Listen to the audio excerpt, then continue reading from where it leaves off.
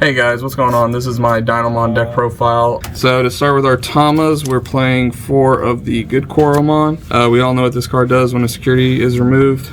Draw a card. Next we're playing 4 of the EX8 Agumons, red-green. Search top 3 cards of your deck, pretty much add a bunch of your pieces, and then inheritable gain 2000 DP. Next we're playing 4 EX4 Agumon. We play a red tamer, and that can come in clutch sometimes with its gain of memory. Also drawing a card, just add a little bit more consistency. Playing 2 starter deck Agumons because it's a reptile, so inheritable gain 1000 DP. And then I'm playing 2 Gaussmon. I cut the purple green Agumon from the new set because it's just bad. I'd rather play stuff like this that actually benefits me. Next we are playing 3 Tyrannomons, the security one. I'm probably going to bump those up to 4 and cut one of the BT11 Tyrannomons just because being able to Digivolve for 2 a little bit more efficiently is better. Next we're playing 4 BT11 Tyrannomons, plays the tamer. It's actually pretty good because it's a non-play and when Digivolving, it doesn't matter how many you have. You just get to play a tamer for Digivolution. The worst part about it is it costs 3 to Digivolve. Next we're playing 4 of the Tyrannomon X Antibodies. Really good card here, but this can really start to ramp you up into your Evo line, so I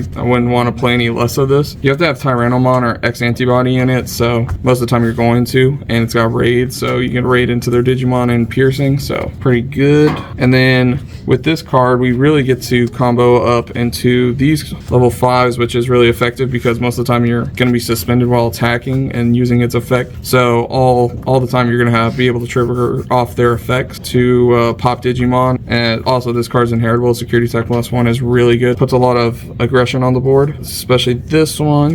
Gives you protection, and most of the time you're going to be already suspended, so you don't have to target itself to de-digivolve stuff. The protection is really useful. It comes up a lot, especially against blue decks. It's inheritable as like all other green black Digimon cards or metal Tyrannomons. When you delete a Digimon, trash a security. Another key important part is this one has fortitude, so you can swing freely at your opponent's security without worrying too much. Next, the boss monster of the deck for Dinomon. This card can kind of be sticky to get off the board if your opponent's not playing blue, or something that allows you to bottom deck or return to hand unless you're using this card or just Digivolved into it. This little combo right here can really stall out some at least a turn. Having fortitude, security attack +1, and then just removal, especially like targeted removal. If your opponent doesn't have something suspended, you can suspend their card and then destroy it. And then there was one game against Sean where I had to on-play this and then just target itself to suspend it and just said like, hey, like you can only attack this, hopefully you can answer it, which he did, unfortunately. And then 2 Medieval Gallantmon. This card didn't come up at all tonight, really, I don't think.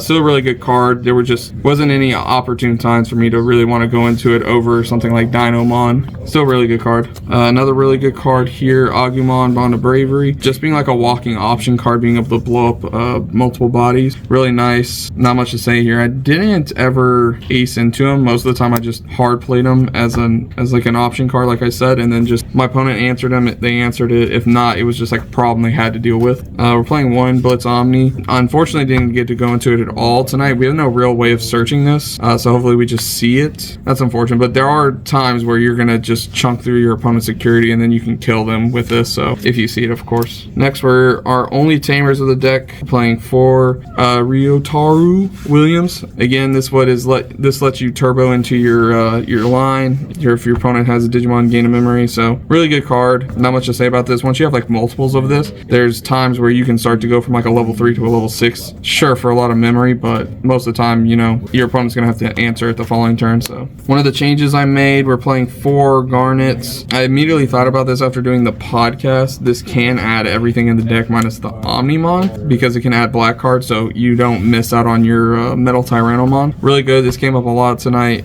Helped fix my hands. And then 2 X Antibodies. I never went into it tonight. I just never had an opportunity to. Either I had won the game already or my Dinomon wasn't there without inheritables. It just never came up tonight, unfortunately. I mean, it's still there. It's kind of like with Heavy Leomon. Just put this underneath your Dinomon and then it gets fortitude again, so not much to say.